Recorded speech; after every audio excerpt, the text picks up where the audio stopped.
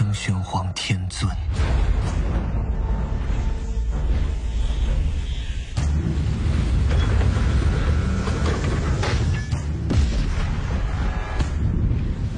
Jumpa lagi dengan Albara. Kita lanjutkan cerita Lord of the Mysteries. Jangan lupa share, like, komen, dan subscribe. Penguasa misteri bab 241, bahasa kotor. Hanya ada satu lilin yang menerangi ruangan. Suasana di ruang tamu begitu hening, seolah-olah semuanya membeku. Beberapa detik kemudian, si apoteker yang diduga itu akhirnya bergumam, "Kenapa kau tidak meninggalkan alamat? Dengan begitu, aku bisa mengambil sesuatu dari tubuhmu." Dia tampak seperti sedang mengutukku, tetapi sebenarnya dia membujukku untuk tidak melakukannya. Klein pura-pura tidak mengerti dan berkata kepada ular hitam, "Aku tidak punya kesempatan untuk bertahan hidup jika aku tidak berjudi. Akan ada secercah harapan jika aku berjudi.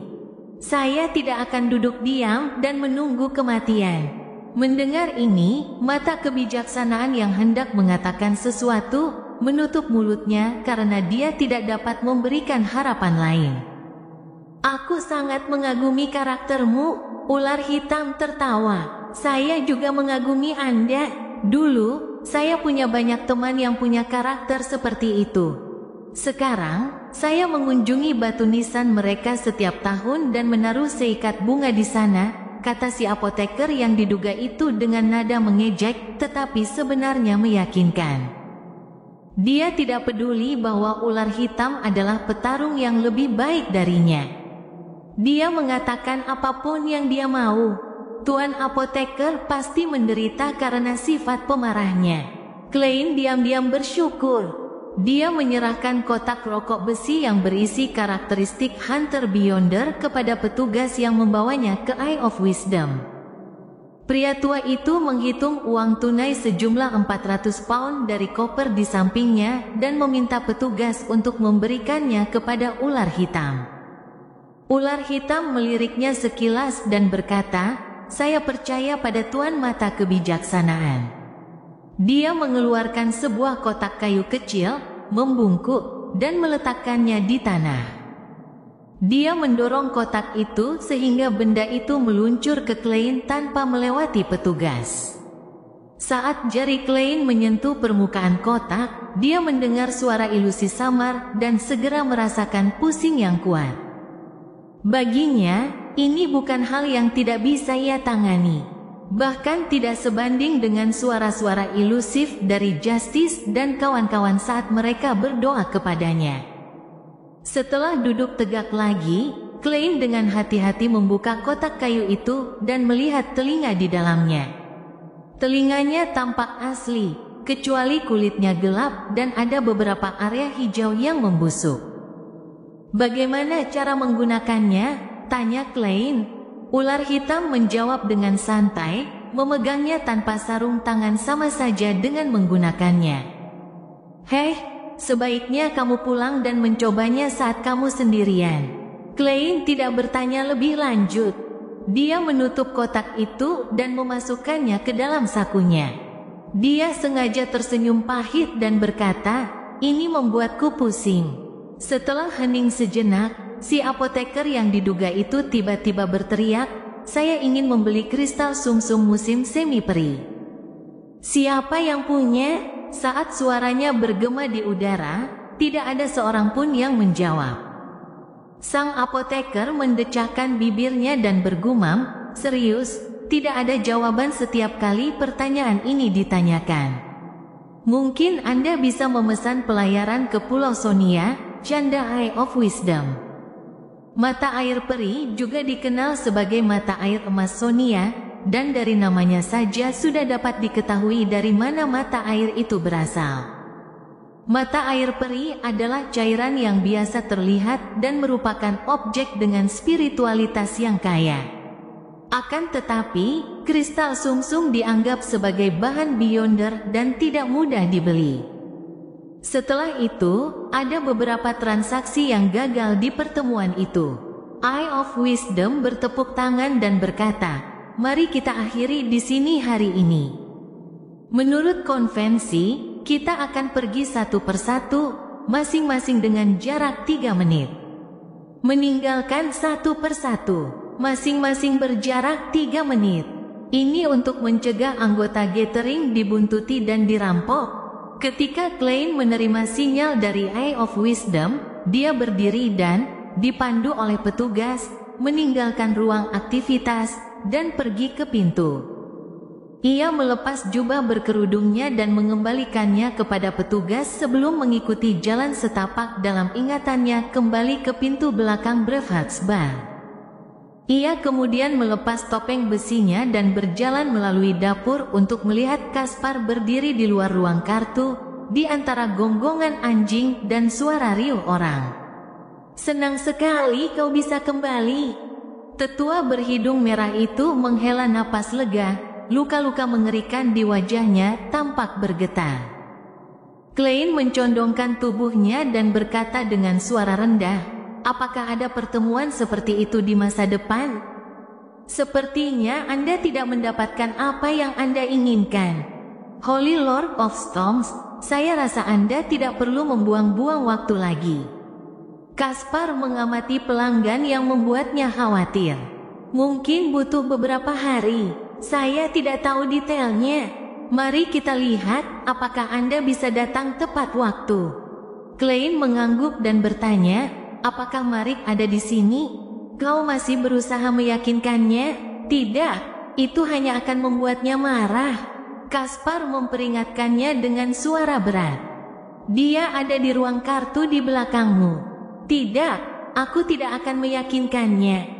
Aku berusaha menjauh sejauh mungkin darinya agar para zombinya tidak memberontak." Klein menyentuh peluit tembaga milik Azik di sakunya. "Saya mengerti." Dia segera meninggalkan Bravehearts Bar, pergi ke apartemen satu kamar tidur di Isborough untuk buang air sebelum kembali ke Main Street. Di dalam ruang kartu, Marik telah bertaruh habis-habisan dan dengan percaya diri membuka kartunya. Dia memiliki 3 raja dan sepasang 9, sedangkan zombie di seberangnya memiliki sepasang 6 dan 8. Tiba-tiba, sang zombie mengambil inisiatif untuk memperlihatkan kartu tersembunyinya, sepasang kartu 6. Ronde ini, ia menang dengan 4-6. Marik yang pucat duduk di sana dengan tatapan kosong dan segera merasakan semua zombie di sekitarnya menatapnya dengan dingin. Beberapa menit kemudian, dia terhuyung keluar dari ruang kartu dengan kaki gemetar dan hampir terjatuh di pintu sementara rombongan bawahannya yang biasa berada di dalam ruangan terjatuh ke tanah. "Jangan biarkan siapapun masuk sebelum fajar," perintah Marik dengan suara serak sambil menatap Caspar yang tertegun. Dia mengeluarkan sapu tangan putih dan menyeka sudut mulutnya. Sapu tangan itu segera diwarnai dengan warna biru tua dengan sedikit kemerahan. Setelah menerima ucapan terima kasih dari Caspar, Marik mencari kursi untuk duduk dan meminta 1 tong bir Southfield. Ia menatap kosong sambil minum. Di Jalan Mins nomor 15, Klein melakukan rutinitas biasanya, yakni mencuci piring dan kembali ke kamarnya sebelum menutup tirai. Setelah menunggu selama lebih dari 10 menit dan memastikan tidak ada titik spiritualitas di sekitarnya, ia mulai memanggil dirinya sendiri. Ia merespons dirinya sendiri dan membawa kotak kayu berisi telinga hitam ke ruang misterius di atas kabut abu-abu. Bintang-bintang merah tua yang ilusif itu tidak berkelap-kelip sama sekali saat Klein duduk di kursi kehormatan di meja kuno yang panjang dan membuka kotak kayu itu. Kali ini, dia tidak mendengar bisikan atau merasa pusing. Kabut abu-abu yang tak terbatas itu seakan mengisolasi semua suara dari luar. Klein menghela napas lega. Ia kini jauh lebih percaya diri dengan usahanya yang akan dilakukan dan jauh lebih percaya diri tentang keselamatannya sendiri. Dengan pikirannya, ia memblokir pendengarannya sendiri dan melakukan beberapa percobaan untuk memastikan efeknya. Benar saja, Klein mengangguk puas, mengulurkan tangan, dan meraih telinga hitam yang menunjukkan tanda-tanda busuk. Dia merasakan dingin dan licinnya tempat itu, tetapi dia tidak mendengar suara makhluk agung yang dideskripsikan oleh ular hitam. Benar-benar terisolasi, ini tidak akan berhasil. Tidak mungkin menggunakannya sendiri. Klein bergumam pada dirinya sendiri, bingung saat memikirkan metode yang bisa digunakannya untuk merangsang efek. Setelah sekitar belasan detik, ia menyulap sebuah pena dan kertas, bermaksud meniru proses yang ia gunakan untuk memata-matai matahari terbakar abadi sebelumnya. Waktu itu, aku menatap langsung ke arah matahari terbakar abadi melalui penggunaan darah dewa. Kali ini, aku hanya menggunakan sisa-sisa yang ditinggalkan oleh seorang pendengar, jadi itu pasti tidak terlalu berbahaya. Klein menuliskan pernyataan ramalan tanpa ragu-ragu, asal-usul barang ini. Dia menarik napas, memegang telinga hitamnya, dan bersandar ke belakang seraya melafalkan pernyataan ramalan itu. Setelah membacanya 7 kali, pandangan matanya menjadi gelap, dan dia pun tertidur lelap. Di dunia yang buram, hancur, dan kelabu ini, Klein melihat seorang pria berjuang di tanah. Dia berguling, menjerit, dan matanya melotot. Tubuhnya membengkak seperti balon, dan banyak sekali rambut di tubuhnya berubah menjadi hitam dan panjang. Tak lama kemudian, suara yang amat jahat dan busuk terdengar di telinga Klein, membangunkannya seketika. Berbeda dengan ocehan dan lolongan yang datang dari ruang misterius di atas kabut abu-abu. Suara ini lebih tajam, lebih terarah, dan lebih aktif. Klein menutup telinganya dan mengisolasi semua dampaknya, tetapi suara yang sama bergema di kepalanya. Dia melihat pembuluh darahnya menonjol keluar seakan-akan telah berubah menjadi ular berbisa tebal yang menggeliat. Wah, pembuluh darahnya pecah, dan urat nadinya terlepas dari tubuhnya, menyebar menjadi tentakel licin yang dipenuhi pola-pola menyeramkan. Kabut abu-abu bergoyang sedikit, membuat istana raksasa itu tampak seperti akan terkorosi.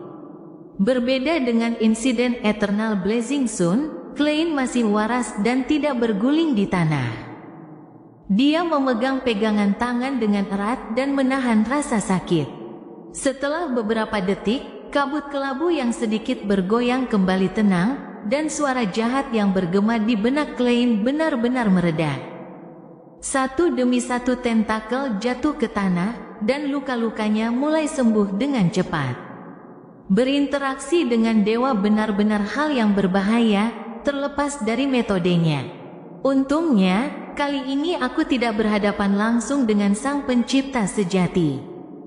Jika tidak, aku akan memiliki sisa-sisa kegilaan dan tanda-tanda kehilangan kendali dan akan memengaruhi tubuhku di dunia nyata. Klein bersandar lemah ke kursinya dan diam-diam mengejek dirinya sendiri. Proses ini sesuai dengan harapannya dan tidak berada di luar kendalinya. Satu-satunya hal yang membuatnya terkejut adalah bahwa sang pencipta sejati tampak sedikit lebih kuat daripada matahari yang berkobar abadi. Tepat saat pikiran Klein hendak melayang, ia melihat telinga hitam di telapak tangannya tiba-tiba hancur, berubah menjadi bintik-bintik kecil cahaya hitam. Apakah itu telah menjadi karakteristik Beyonder murni? Di tengah kebingungannya, dia melihat melalui sudut matanya bahwa tentakel berpola menyeramkan itu masih berkedut di tanah. Itu adalah aspek kegilaan dan hilangnya kendali yang telah dilucuti dari tubuhnya. Tentakel ini berangsur-angsur menjadi transparan dan hampir menghilang. Kilatan cahaya cemerlang muncul di benak Klein. Dia menyebarkan bintik-bintik cahaya hitam kecil di telapak tangannya ke tentakel licin itu. Gas hitam ilusif membubung dan berubah menjadi langit yang terus-menerus disambar petir. Latar belakangnya sangat pekat dan suram.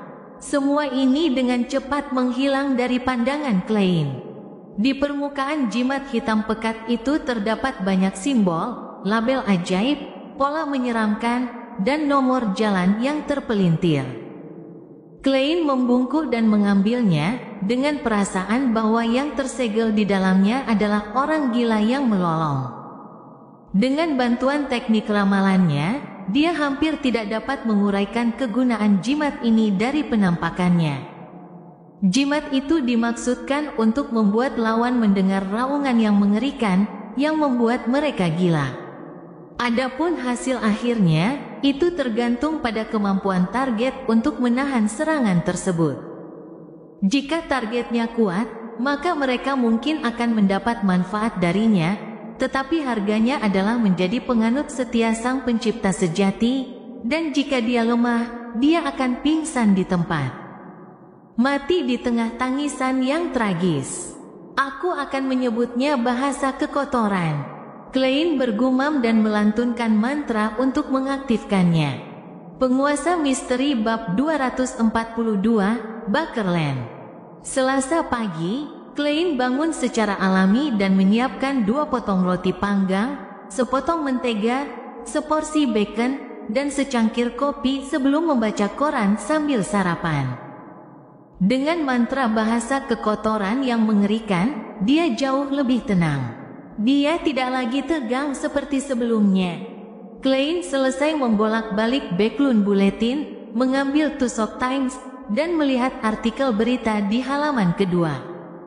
Pukul 2 pagi tadi, terjadi baku tembak sengit di Red Brick Alley di Isborough. Menurut polisi, diduga terjadi bentrokan antara 2 geng.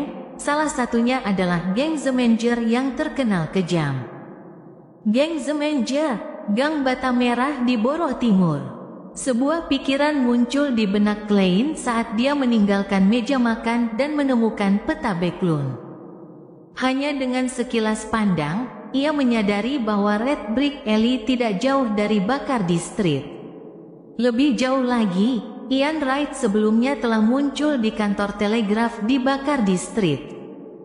Apakah Red Brick Alley tempat Ian Wright bersembunyi? Apakah konflik kekerasan antara Departemen Khusus Militer dan Staf Intelijen Republik Intis? Aku penasaran apa hasilnya nanti. Klein mengambil sisa daging asap, memasukkannya ke dalam mulutnya, dan mengunyahnya perlahan.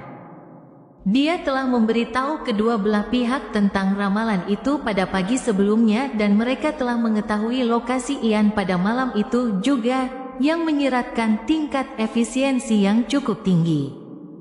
Setelah menyeruput kopi, Klein meletakkan koran dan berpikir keras. Tiba-tiba dia mendengar bunyi bel pintu. Siapa dia? Klein menyeka mulutnya dengan serbet dan berjalan menuju pintu dengan bingung. Mungkinkah ini komisi baru? Selama beberapa hari terakhir, aku keluar dan berkeliling karena duta besar Intis. Aku bertanya-tanya berapa banyak pekerjaan dan klien potensial yang telah hilang. Sungguh pemborosan uang iklanku. Jika ini terus berlanjut, keuanganku akan terkuras habis. Klein tiba-tiba memikirkan sesuatu dan membuka pintu. 2 wanita berdiri di luar. Salah satunya adalah Nyonya Semer, yang mengenakan gaun tidur.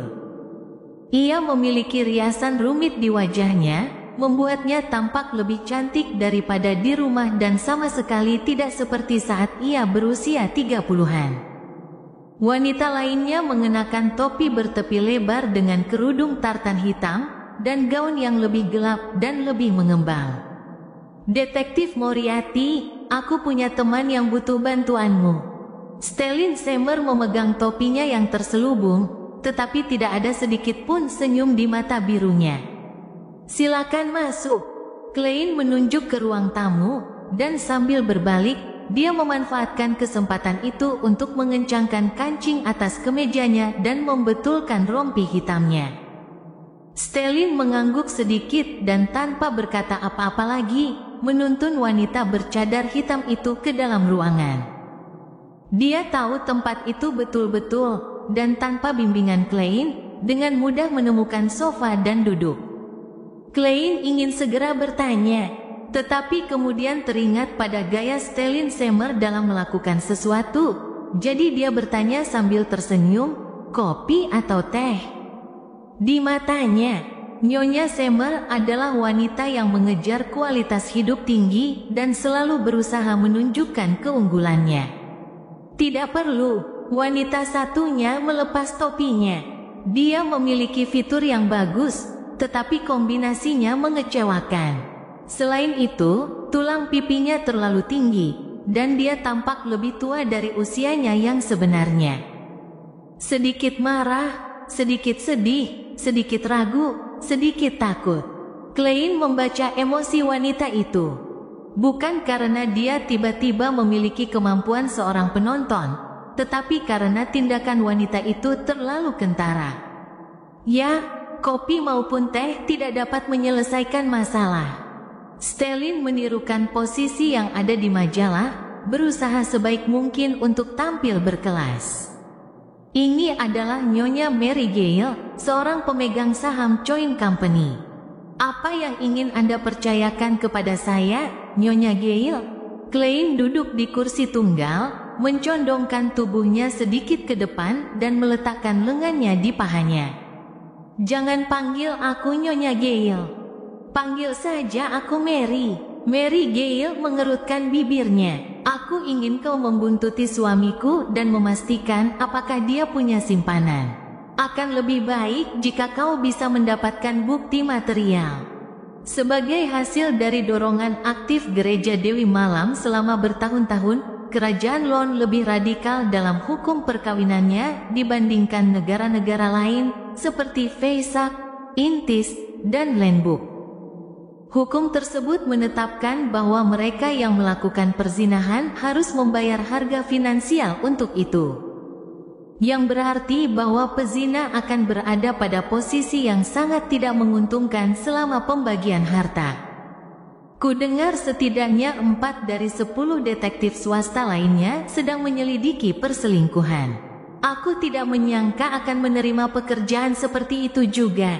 Klein berkata sambil berpikir, bukti material tidak mudah diperoleh. Saya akan meminjamkan kamera portabel terbaru, jawab Mary tanpa ragu. Asalkan Anda punya bukti, saya akan membayar Anda 10 pound. Kalau Anda hanya mengonfirmasi bahwa dia punya simpanan, Anda hanya akan menerima 3 pound. Maksud Anda kamera portabel yang ukurannya sekitar 2/3 ukuran kepala saya? 10 pound, ini bukan harga yang murah. Klein telah berfokus pada kewirausahaan dan mengetahui tentang kamera terbaru. Dia ragu-ragu selama 2 detik sebelum berkata, baiklah. Tetapi Anda harus memberi saya informasi terperinci tentang suami Anda dan kegiatan rutinnya. Tidak masalah, Mary terdiam sejenak sebelum mengumpulkan seluruh tenaganya untuk mengatakannya. Terima kasih atas bantuanmu. Aku harap kau tidak memberitahu siapapun tentang ini, Stellyn mengingatkannya. Mendengar hal itu, Klein langsung menghela napas. Saya orang yang menjunjung tinggi kerahasiaan, dan saya sering mendapat masalah karena itu. Di lobi rumah Count Wolf, pria dan wanita menari diiringi alunan biola. Audrey sedang membawa segelas sampanye berwarna emas pucat ketika dia tidak sengaja bertabrakan dengan Duta Besar Intis Republik untuk Lon, Bakerland Jin Madan. Kau wanita muda tercantik yang pernah kutemui. Bakerland, dengan wajah tirus dan janggut tipis, mengecup sarung tangan kasa putih milik Audrey sesuai adat istiadat. Matanya tampak penuh gairah dan berani. Audrey memutar matanya dan berkata sambil terkekeh, apakah begini cara orang Intis berbicara? Ya, kami tidak pernah pelit memuji hal-hal yang indah. Bakerland terkekeh. Jika bukan karena gaya kerajaan Lon, aku mungkin akan memanggilmu malaikatku. Orang tua mesum. Audrey mempertahankan senyum anggunnya dan berkata, orang-orang Lon dan Intis memang berbeda. Itu membuatku berpikir tentang sebuah lelucon. Tolong izinkan aku bersikap lancang. Bakerland menyipitkan matanya dan berkata, setelah bersenang-senang dengan seorang gadis cantik, kebanyakan pria Lon akan berkata, ya ampun, aku mau sebatang rokok. Tetapi kebanyakan pria intis akan berkata, dia sengaja berhenti sebentar, dan Audrey memiringkan kepalanya, berusaha sekuat tenaga menahan rasa mualnya sambil tampak bingung. Apa yang akan mereka katakan? Kebanyakan pria intis akan berkata, oh, sayang, aku harus kembali sekarang dan tidak boleh ditemukan oleh istriku. Bakerland mengangkat gelasnya dan tertawa. Orang-orang yang bisa menertawakan diri mereka sendiri selalu memiliki daya tarik tersendiri. Audrey tersenyum sopan. Matanya yang indah, jernih, dan hijau tua tiba-tiba menoleh ke belakang duta besar Bakerland. Maaf, ada teman yang mencariku. Senang berbicara dengan Anda. Bakerland membungkuk dan minggir. Audrey melangkah maju dengan anggun dan tidak menoleh ke belakang lagi. Tepat saat dia sedang mempertimbangkan siapa yang harus dia jadikan alasan, seorang pria muda menghampirinya dan sambil merendahkan suaranya, memperingatkannya, Audrey, jangan tertipu oleh duta besar Bakerland itu. Dia pria tua yang kotor. Aku tidak tahu berapa banyak wanita yang telah dia tipu untuk tidur. Bakerland penuh nafsu. Ini sesuai dengan pengamatanku. Ini kelemahannya. Audrey tersenyum tanpa menyembunyikan rasa jijiknya. Kance, apakah kamu salah paham tentangku? Dewi, bagaimana mungkin aku tersihir oleh duta besar Bakerland itu? Parfumnya membuatku ingin muntah, kata-katanya sangat busuk, dan seleranya seperti burung merak jantan. Kance adalah putra bungsu Viscount Leersen, dan keluarga mereka memiliki hubungan cukup baik dengan keluarga Hall. Menurut Audrey, Kance telah memasuki MI9 setelah lulus dari Universitas Tingen dan menjadi sangat misterius. Rencana awalnya adalah mengobrol dengan duta besar Backlund dan mengamatinya dari dekat sebelum menggunakan dalih jengkel untuk mendapatkan informasi lebih lanjut dari Kance dan teman-temannya yang lain dari komunitas intelijen untuk mempelajari lebih lanjut. Yang mengejutkannya, dia tidak perlu mencari Kance Leersen karena dia datang dan memulai percakapan atas kemauannya sendiri. Perasaanmu benar. Kance tersenyum tulus. Ia mengamati sekelilingnya dan berbisik, lagi pula, Bakerland adalah orang yang sangat berbahaya. Seberapa berbahaya? Tanya Audrey penasaran. Apakah kamu pernah mendengar tentang Beyonders? Aku tahu kamu selalu tertarik dengan hal-hal seperti itu, kata Kance dengan sedikit pertimbangan. Audrey mengangguk pelan. Aku tahu banyak. Sebagian besar diceritakan Glenn kepadaku. Kance melirik Bakerland yang sedang mengobrol dengan seorang wanita kaya dan berkata dengan ekspresi serius, dia adalah kepala intelijen intis di kerajaan kita. Dia telah melakukan banyak kekejaman, tetapi kita belum dapat mengumpulkan bukti kejahatannya.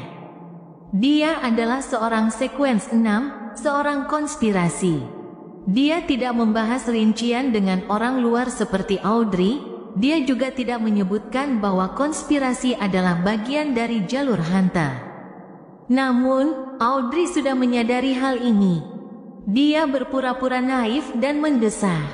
Dia sungguh menakjubkan. Dia punya asisten di balik layar yang mungkin sudah mencapai urutan 5. Selain itu, semua agen intelijen intis di kerajaan berada di bawah manajemennya. Banyak dari mereka adalah Beyonder. Sayangnya, kita hanya mengenal beberapa dari mereka. Kance menambahkan sambil lalu, jangan terlalu senang jika Bakerland memujimu juga. Itu bukan apa yang sebenarnya dia pikirkan. Dia hanya ingin menggunakan kesempatan ini untuk mengumpulkan lebih banyak informasi. Aku tidak suka dengan apa yang kau katakan. Audrey menatap lampu gantung berhias itu dan berpikir beberapa detik. Apakah Bakerland sangat pintar? Anda belum berhasil mendapatkan bukti yang memberatkan. Dia memang jago berkomplot, tapi dia juga punya banyak masalah. Dia suka mengejar wanita dan suka dengan perasaan romantis. Dia berani mengambil risiko dan cukup radikal. Kalau bukan karena identitasnya sebagai duta besar yang mencegah kita bertindak mudah, dia pasti sudah ditangkap sejak lama. Kance mengusap dagunya dan berkata, namun, dia akan segera digantikan. Segera, kenapa? Tanya Audrey heran. Nona cantikku, ini bukanlah sesuatu yang harus kamu ketahui. Kance berpegang teguh pada prinsip kerahasiaan. Ketika pesta hampir berakhir, Audrey, yang telah mengumpulkan cukup banyak informasi, menemui Viscount Glein dan memintanya untuk membantunya menghubungi Sio Danvers. Penguasa misteri bab 243 menangkap perbuatan perzinahan. Rabu pagi, di seberang Choim Company, di Sherwood Borough, Glein sedang duduk di bangku kayu di luar departemen store Gardeli, mencengkeram kantong kertas berisi pai Cindy Desi paling terkenal di daerah itu dengan satu tangan, dan memegang secangkir es teh di tangan lainnya. Di sampingnya, seorang gelandangan meringkuk di sisi lain bangku, tertidur. 10 menit kemudian, petugas keamanan mal membangunkannya dan mengusirnya. Glein mengenakan kacamata berbingkai emas yang tidak memberikan koreksi penglihatan dan topi sutra. Penampilannya tidak jauh berbeda dari kebanyakan pria di sekitarnya. Ia memandang perusahaan Choim di seberang jalan, mengangkat tangan kanannya, dan menggigit pai Cindy Desi. Ia merasakan aroma yang kuat menyembur keluar dan memenuhi rongga mulutnya. Alasan mengapa pai dari Desi B ini menonjol di antara pai-pai selatan adalah karena pai ini menggunakan banyak minyak dan lemak, tetapi dagingnya dipotong-potong sangat kecil.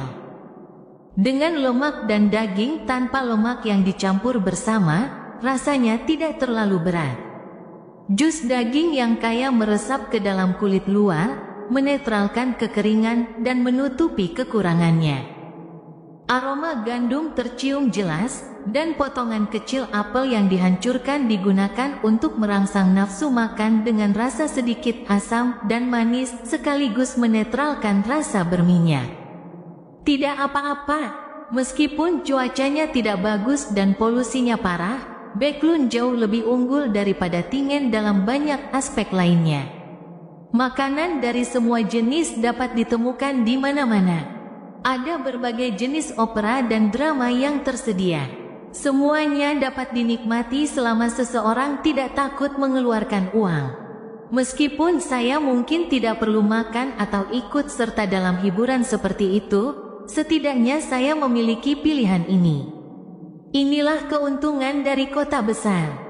Glein mengangkat es teh manisnya dan menyesapnya. Dia tidak pernah mengalihkan pandangannya dari pintu masuk Choim Company. Dengan 10 pound itu, dia sudah duduk di sana sejak pukul 8 pagi. Bahkan sarapannya dibeli dalam perjalanan ke sana. Tentu saja, bagi sebagian besar detektif swasta, komisi sebesar 10 pound adalah bisnis yang benar-benar menggiurkan, setara dengan gaji sekitar 3 minggu untuk anggota kelas menengah. Menurut informasi yang diberikan oleh Mary Gale, suaminya saat ini adalah manajer pertama Choim Company dan merupakan atasan Luke Semer, namun saham mereka di Choim Company berasal dari ayah Mary. Dan Mary mewarisinya. Salah satu alasan langsung mengapa ia curiga suaminya punya simpanan adalah karena seorang karyawan di perusahaan itu telah membocorkan kepadanya bahwa Doragu Gale akan meninggalkan kantor pada Rabu dan Jumat pagi sendirian dan baru kembali pada sore hari. Selain itu, ia akan pulang kerja lebih awal selama 2 hari seminggu, dan Mary tidak pernah melihat suaminya pulang sebelum pukul 7. Setelah sarapan, Glein menunggu lebih dari 1 jam sebelum melihat targetnya keluar dari Choim. Ia mengenakan topi hitam, mantel wol berkancing ganda, dan dasi kupu-kupu standar.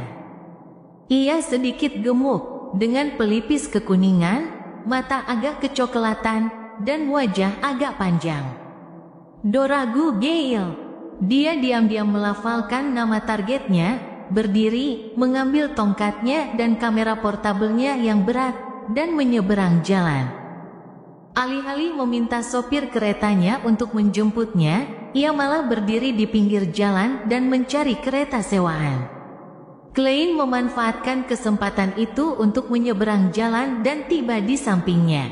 Berpura-pura ceroboh, ia menabrak targetnya. "Maaf, saya benar-benar tersesat." Klein menundukkan kepalanya untuk meminta maaf. Doragu mengerutkan kening, tetapi tetap diam, melambaikan tangannya untuk menunjukkan bahwa itu tidak masalah.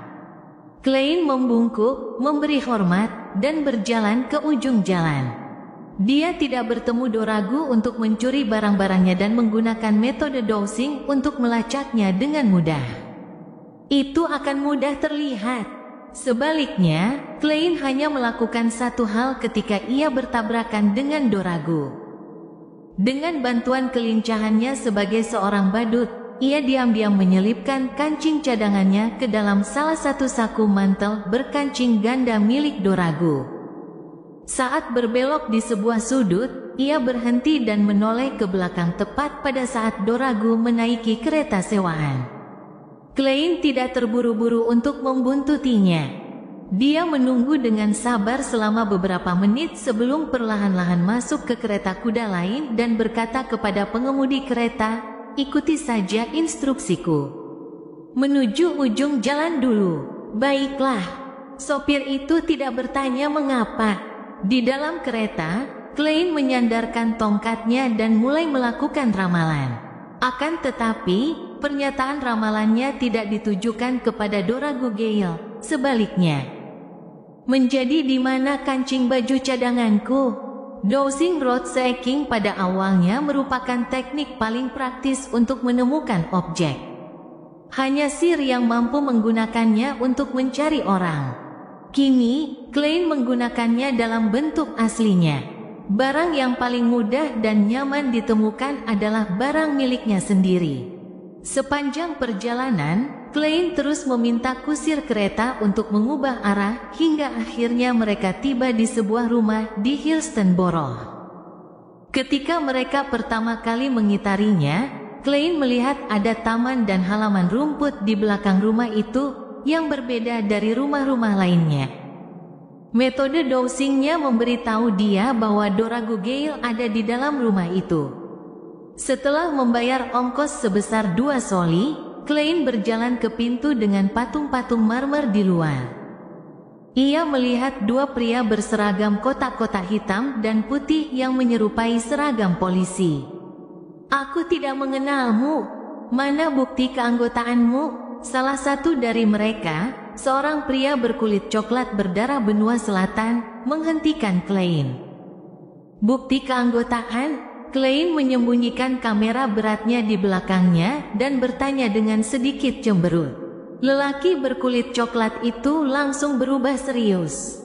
"Ini adalah klub kula. Hanya anggota kami dan maksimal 1 tamu mereka yang boleh masuk." Klein mengakuinya dengan singkat. "Lalu bagaimana aku bisa bergabung dengan klubmu?"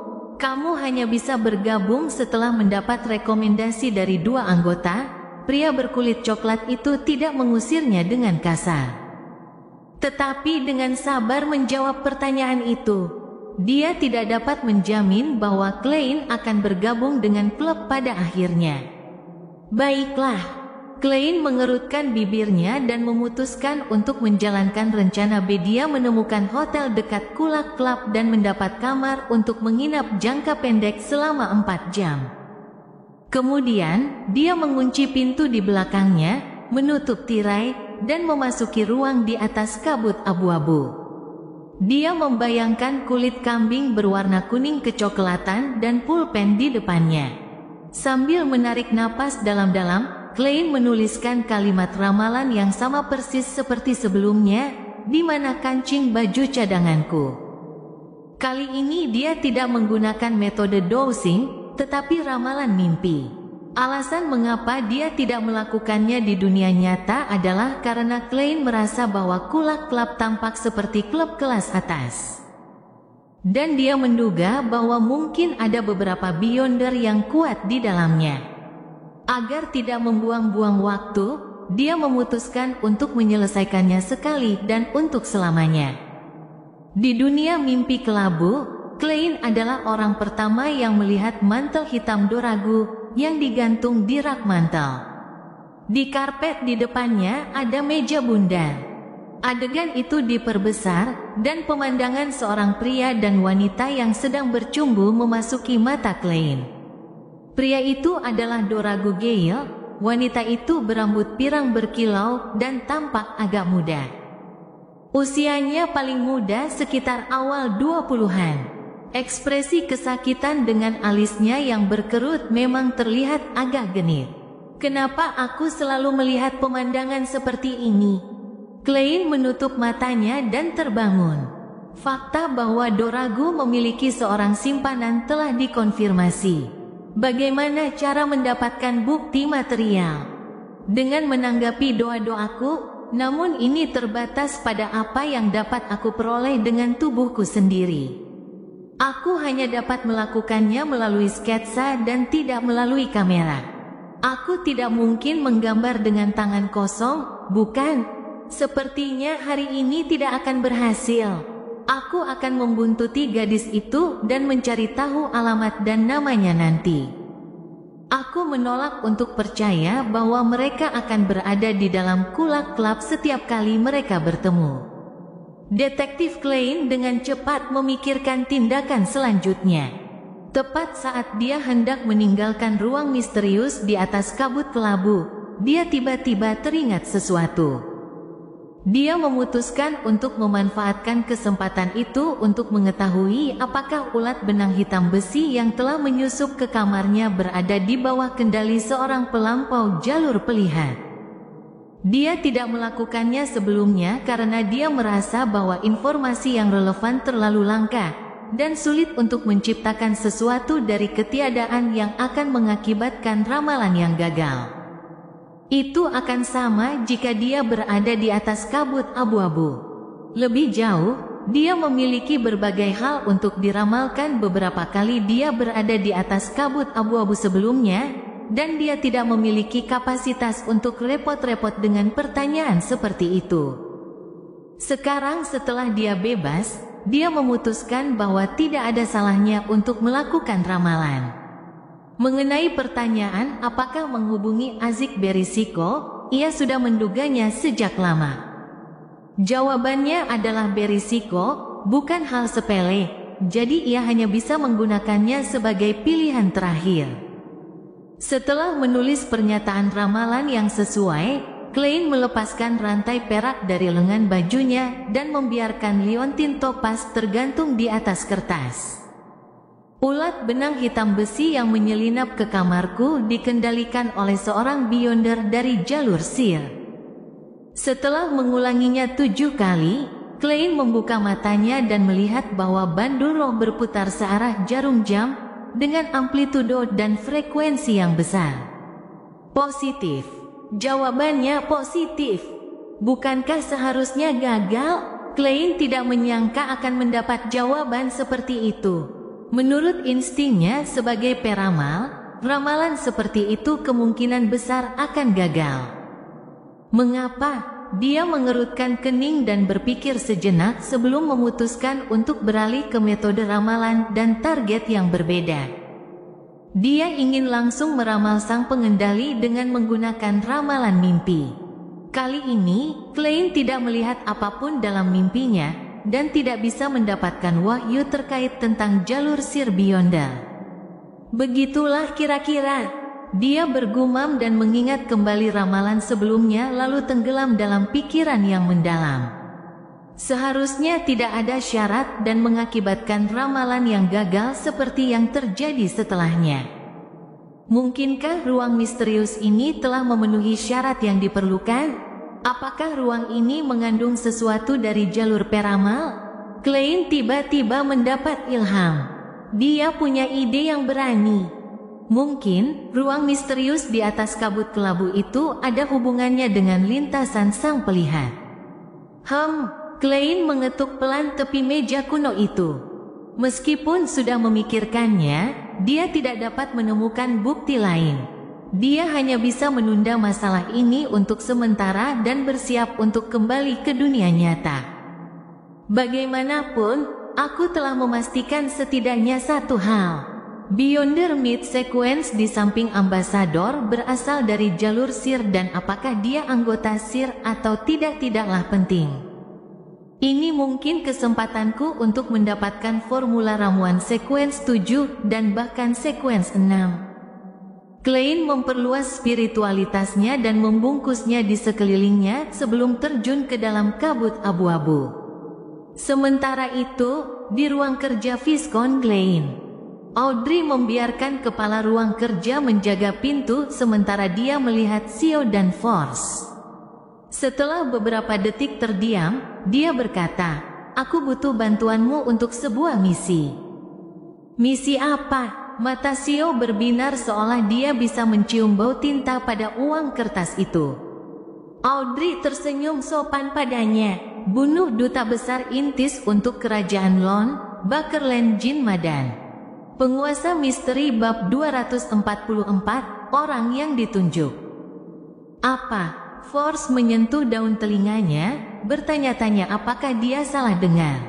Nona Audrey yang cantik, naif, ingin tahu, dan linglung sebenarnya diberi misi pembunuhan.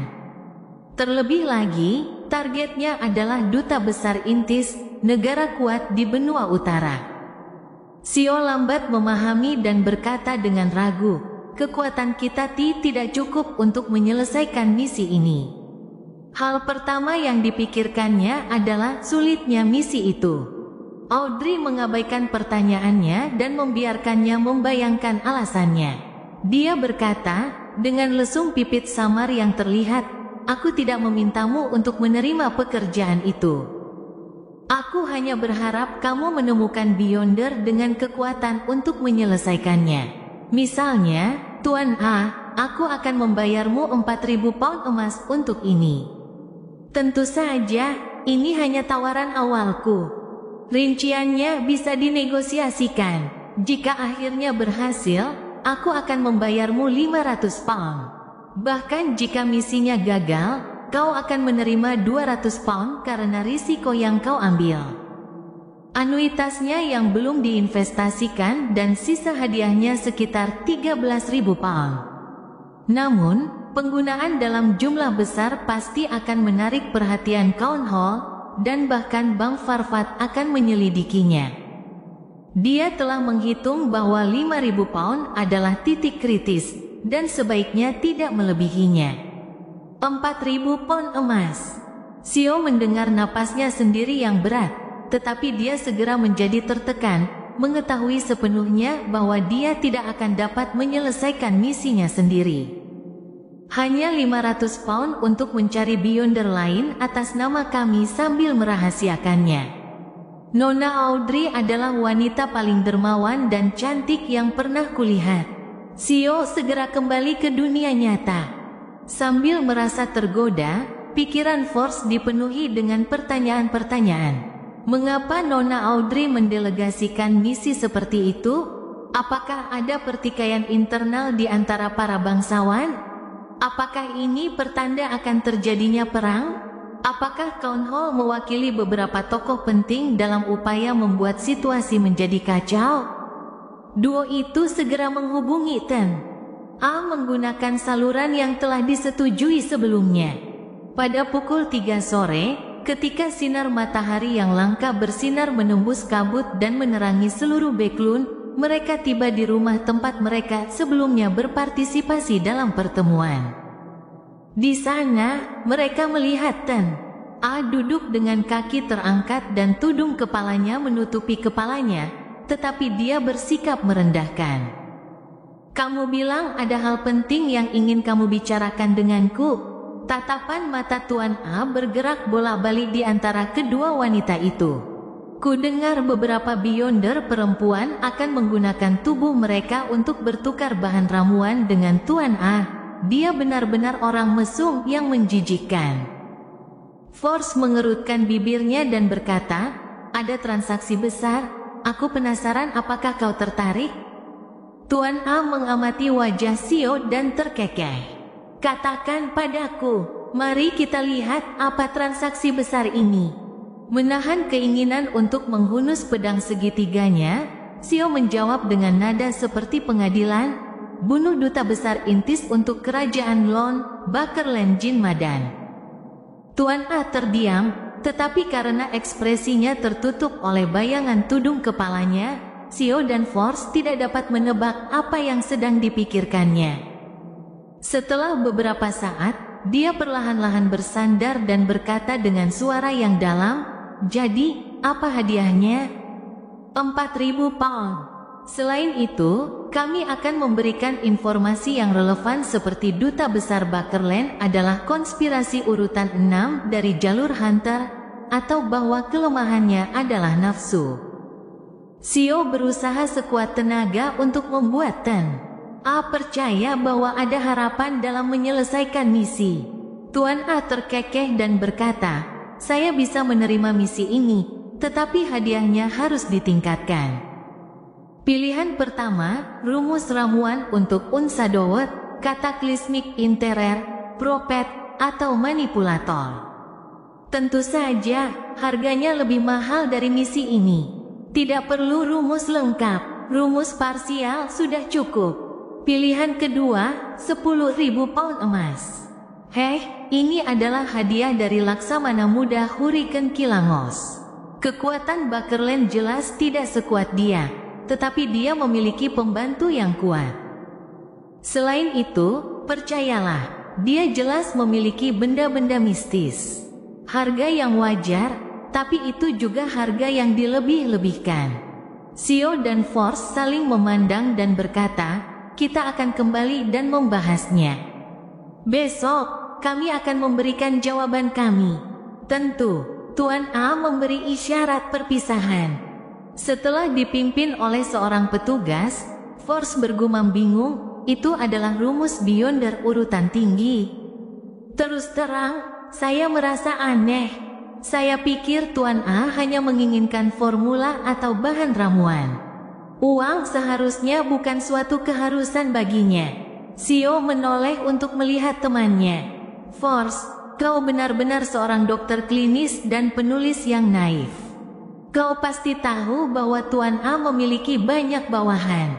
Mereka butuh rumah untuk tidur, perut untuk diisi, pakaian untuk dibeli, dan kebutuhan untuk melampiaskan hasrat mereka.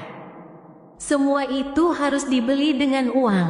Lagi pula, bagi beberapa bangsawan yang telah menolak, apa yang tidak akan mereka jual jika ada pound emas yang bisa dibuat? Tanpa anak buahnya, Tuan A akan tetap menakutkan, tapi kecerdasannya akan sangat kurang. Itulah yang diketahui semua geng kecil di Isborough. Force mengerutkan kening dan berkata, Xiao, kamu tidak sebodoh itu.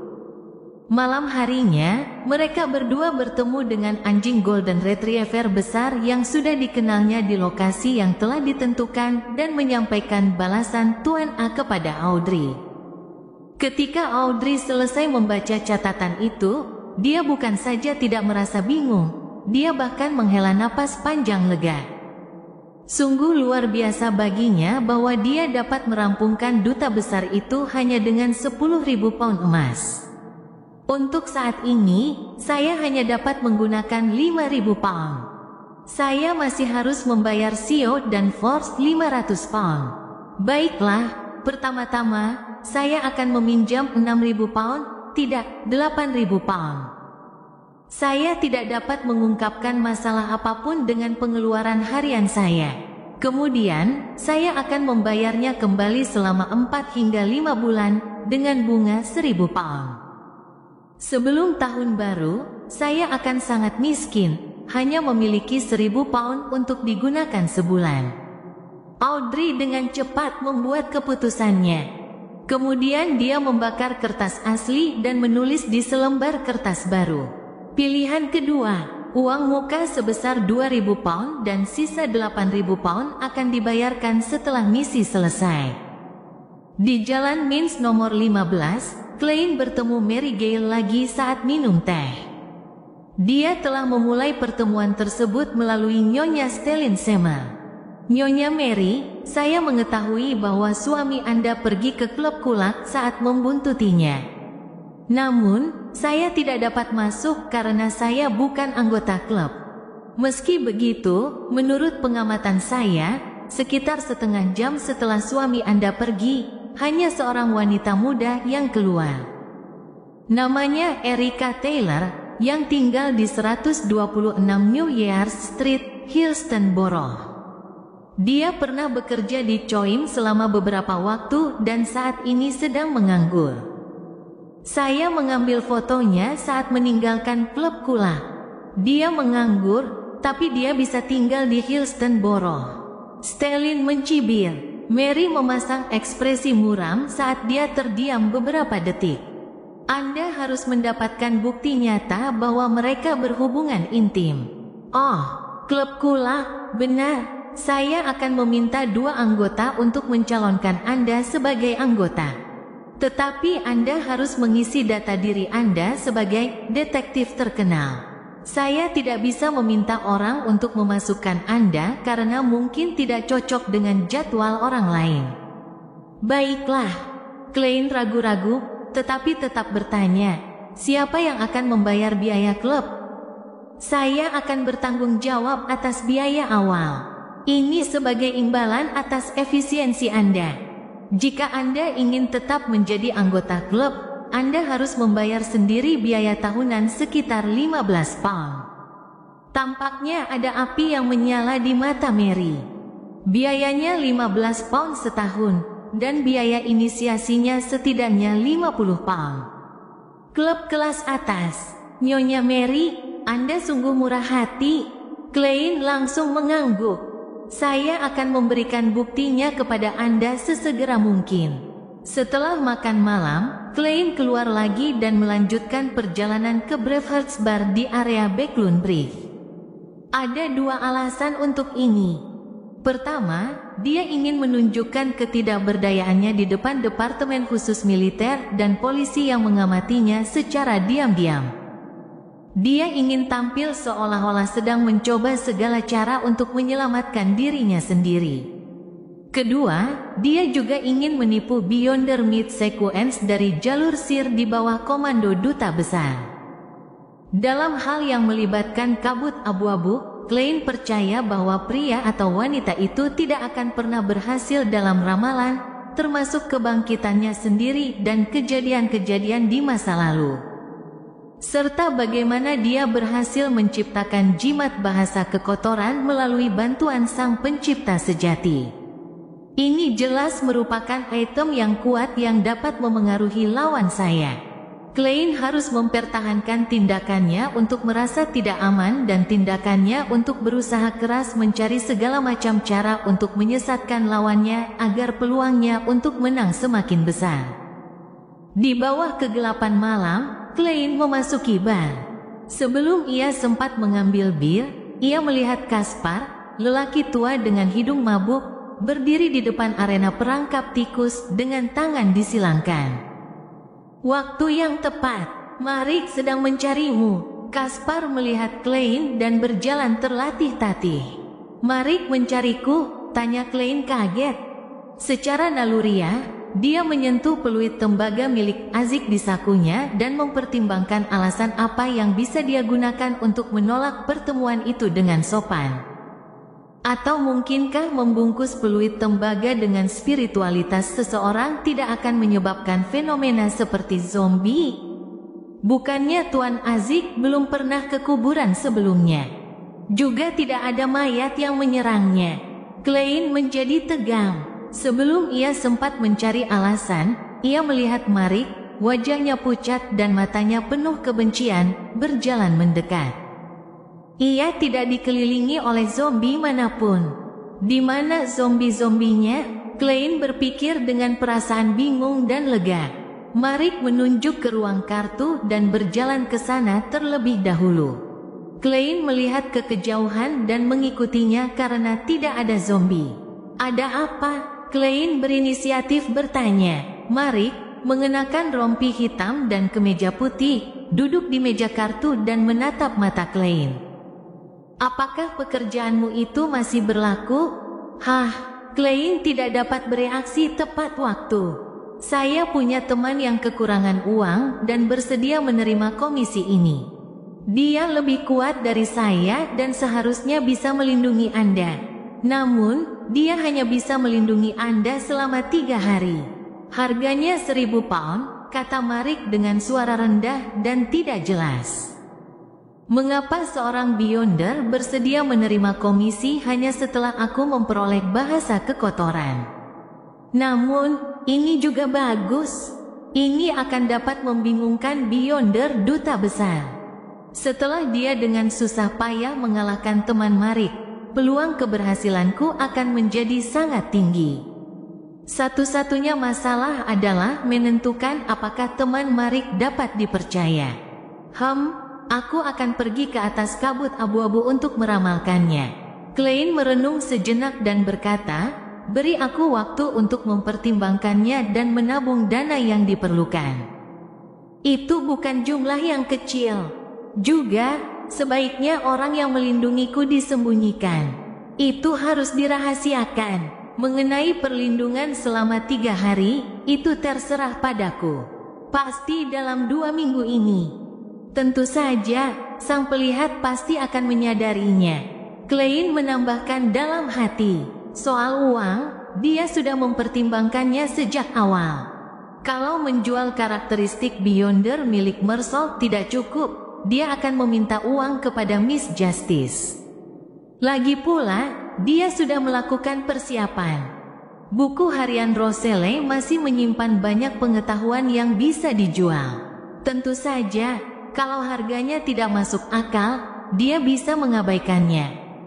Sekarang, meskipun karakteristik Beyonder milik Mersault telah menjadi jimat bahasa kekejian, aku masih memiliki nona keadilan. Dia masih berutang padaku sejumlah uang yang dibutuhkan untuk Light Suppliant urutan 8 serta informasi mengenai ordo rahasia.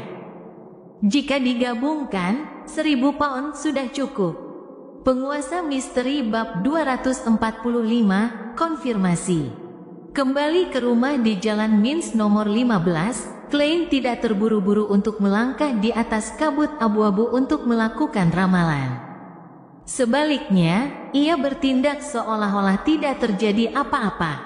Dalam prosesnya, ia mendengar doa ilusi dan samar-samar mengenalinya sebagai suara wanita. Setelah mengalami bisikan-bisikan yang menghancurkan dari sang pencipta sejati, kemampuanku dalam aspek ini tampaknya telah sedikit membaik.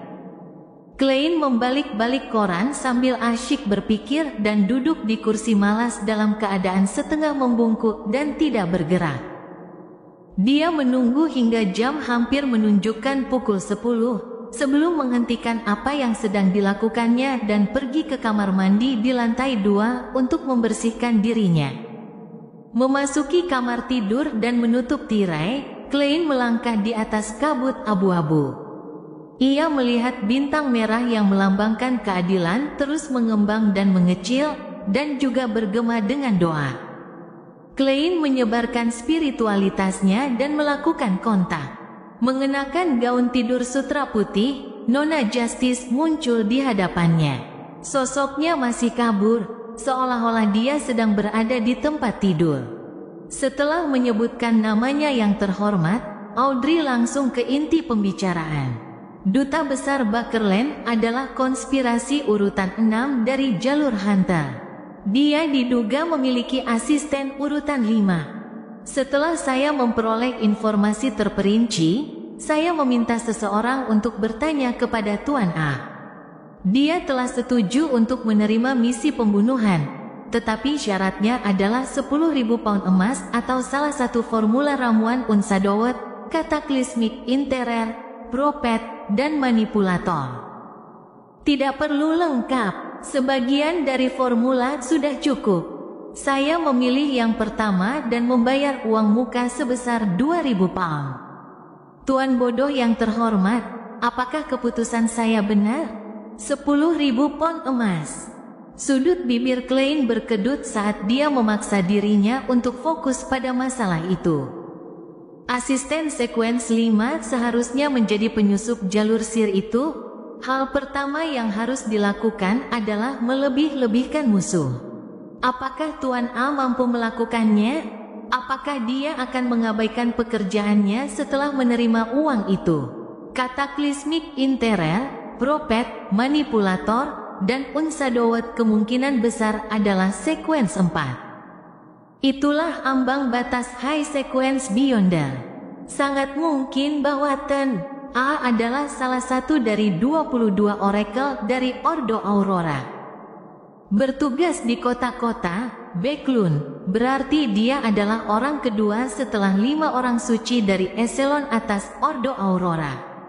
Dia pastilah yang terbaik di antara para oracle.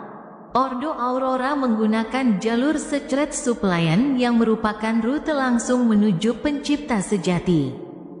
Sebagai seorang oracle, ia memiliki kemungkinan besar menjadi beyonder dari rangkaian sekuens ini. Berdasarkan posisi Beklun, dapat disimpulkan bahwa ia berada di sequencer 5, Sever. Tentu saja, ia juga bisa menjadi Rose Bishop yang satu sekuens lebih rendah.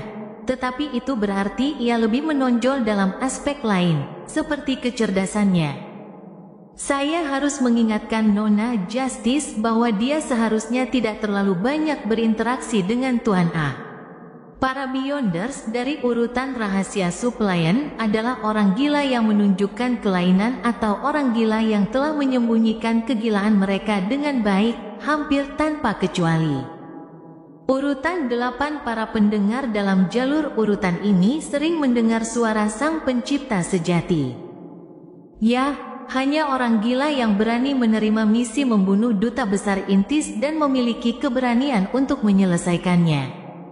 Saya punya sebagian formula ramuan Unsadowed, beserta ritual terkait yang dibutuhkan untuk kemajuan. Ini bisa menghemat 10.000 pound emas untuk Nona Justice.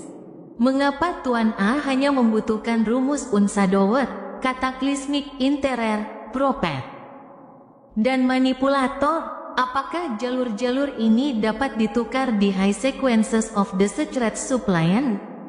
Itu agak terlalu banyak. Itu berarti totalnya ada 5. Unsadowed berasal dari Eternal Blazing Sun.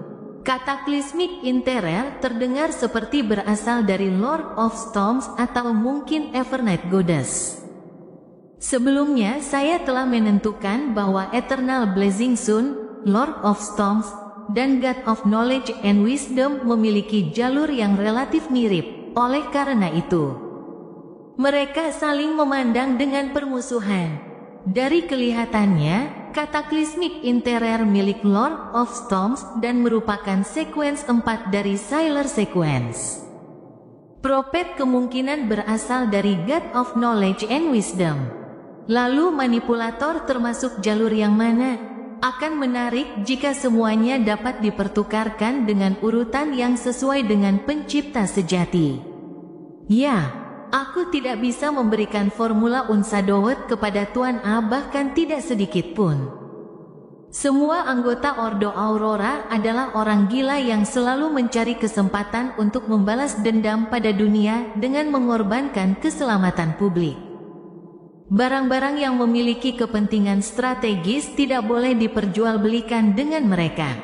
Ini bukan hanya masalah keuntungan, tetapi juga menyangkut keselamatanku sendiri.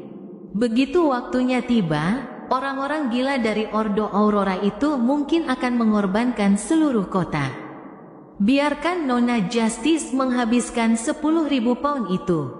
Sebagian darinya termasuk pembayaran yang ingin dia berikan kepada pengagumku. Sisanya dapat kubayarkan kepadanya dengan pengetahuan yang sudah ku ketahui. Klein mengulurkan tangan dan mencubit pipinya. Dia tidak langsung menjawab pertanyaan Justice. Sebaliknya, dia mengambil pena dan kertas, siap untuk meramal. Cleaner tidak tahu siapa teman Marik. Dia hanya bisa tahu dari kata ganti dia bahwa orang itu adalah seorang wanita. Kegagalan tidak dapat dihindari jika dia ingin langsung mengetahui keandalan orang yang dimaksud.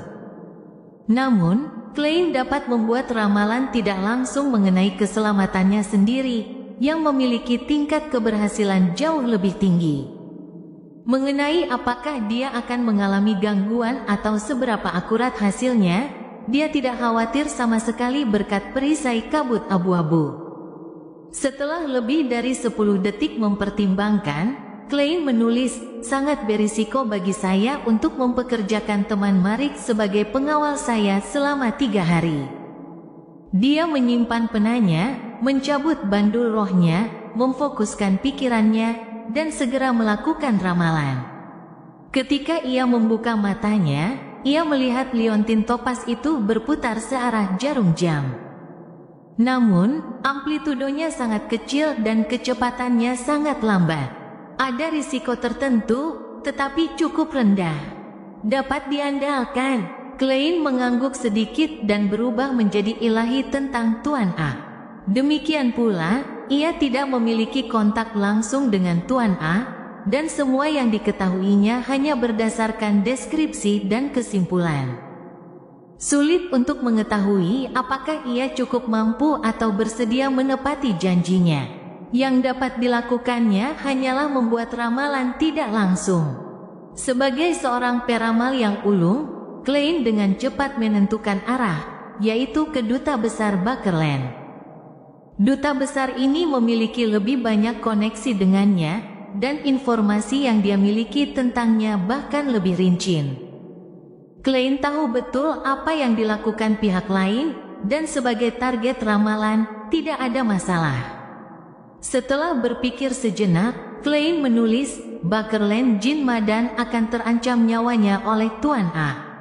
Untuk mencegah kegagalannya, ia berusaha sebisa mungkin membuat kata-kata menjadi samar dalam ramalan dengan keyakinan rendah ini, dan tidak memerlukan jawaban yang pasti.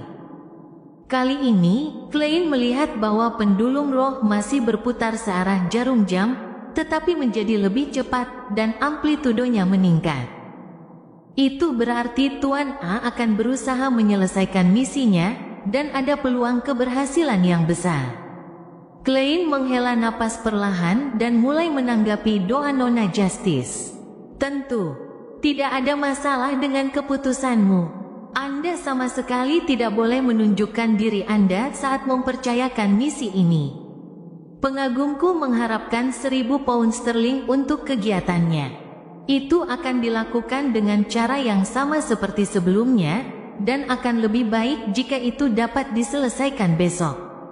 Ini akan menjadi pembayaran untuk formula Light Suppliant. Kau tidak perlu mencari berita tentang Secret Order lebih jauh. Namun, jika kau memperoleh informasi yang relevan, aku akan melakukan perdagangan denganmu. Setelah mengetahui bahwa penyusup itu adalah seorang Beyonder di jalur Sir, kebutuhan Klein akan informasi tentang ordo rahasia menjadi kurang mendesak. Awalnya ia ingin meminta lebih dari 1.000 pound, tetapi mengingat bagaimana Nona Justice harus membayar 10.000 pound untuk membunuh duta besar, kemungkinan keuangannya akan mencapai batas maksimal.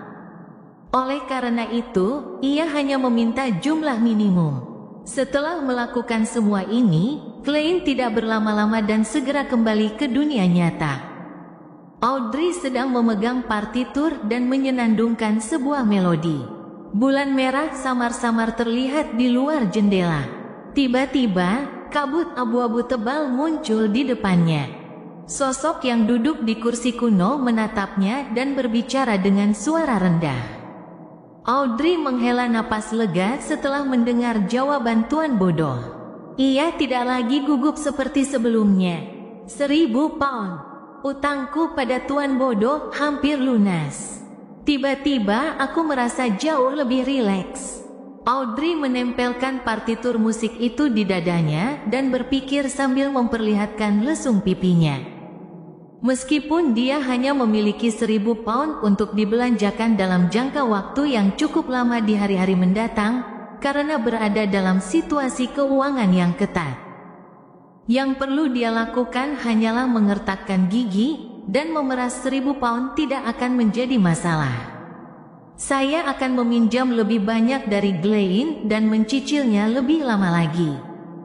Audrey memiliki pendidikan yang cukup baik di bidang keuangan, lagi pula, ayahnya adalah seorang bankir yang kuat di balik layar. Pada siang hari Kamis, Glenn mendengar doa ilusi lainnya. Ia kemudian mengonfirmasi bahwa Miss Justice telah menyetorkan uang tersebut ke rekening anonimnya. Rekonsiliasi dan likuidasi bank yang dilakukan di Backlund dapat diselesaikan pada hari yang sama. Yang berarti bahwa mulai hari Jumat, Glenn akan dapat menarik uang tunai dari cabang bank Backlund manapun di kota tersebut. Setelah makan siang, Glenn sekali lagi bertemu Mary Gale. Mary menuntunnya keluar dari Kula Club, tempat kedua anggotanya menunggu. Yang seorang adalah seorang dokter bedah terkenal, Aaron Ceres, dan yang lainnya adalah guru berkuda bangsawan, Talim Dumont. Setelah saling menyapa, dokter jangkung dan agak menyendiri yang mengenakan kacamata berbingkai emas itu memasuki klub terlebih dahulu, meninggalkan guru berkuda, Talim, yang berambut coklat keriting pendek untuk berbicara dengan Glenn sambil tersenyum. Jika Mary tidak menyebutmu, aku tidak akan tahu bahwa Backlund memiliki detektif hebat lainnya yang bergabung dalam jajarannya. Jika ada sesuatu yang perlu kulakukan di masa mendatang, aku akan mencarimu. Kalau begitu, izinkan aku mengucapkan terima kasih sebelumnya. Glenn tersenyum menanggapi. Menurut pengantar Mary di kereta, ia mengetahui bahwa Talim awalnya berdarah bangsawan. Kakeknya memiliki gelar bangsawan Viscount, tetapi sangat disayangkan bahwa kakeknya telah menghambur-hamburkan semua kekayaannya. Ayahnya memiliki hampir 10 saudara laki-laki dan lebih dari 6 saudara perempuan, dan sebagai bangsawan yang gelarnya ditentukan oleh jumlah tanah yang mereka miliki. Begitu jumlah tanah tersebut berada di bawah standar tertentu, gelar bangsawan turun-temurun akan dikurangi. Namun, itu juga tergantung pada suasana hati raja. Talim tidak seperti anak bangsawan lainnya yang bisa memperoleh banyak uang saat dewasa. Dan karena reputasi kakeknya, ia tidak memiliki cara untuk masuk ke pemerintahan sebagai pegawai, atau menjadi kepala pelayan keluarga bangsawan lainnya. Oleh karena itu, ia hanya bisa bermain sesuai kemampuannya dan menjadi guru berkuda bagi banyak bangsawan. Penghasilannya cukup besar, sekitar 400 pound setahun. Perceraian benar-benar menyebabkan kemiskinan. Tidak diketahui apakah Talim mengisyaratkan situasi Mary Gale atau apakah ia teringat kakeknya yang tampaknya lebih merupakan keturunan Intis. Karena tidak dapat terlibat dalam percakapan, Glenn mengikutinya ke klub kulak, di mana dia melihat aula besar yang terang benderang. Cerita bersambung. Jangan lupa share, like, komen, dan subscribe, agar tidak ketinggalan cerita selanjutnya.